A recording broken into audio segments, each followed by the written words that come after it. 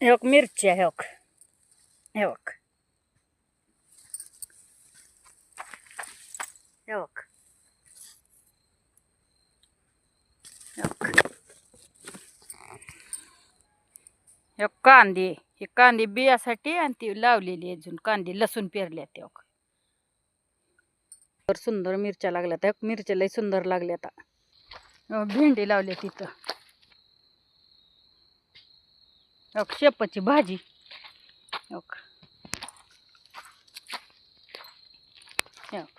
तुरीच्या शेंगा लय लागल्या. आता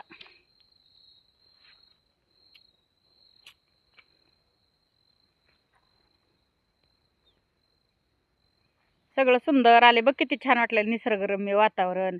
पेरूचे झाडं, चिंचेचे झाडं, आंब्याचे झाडं.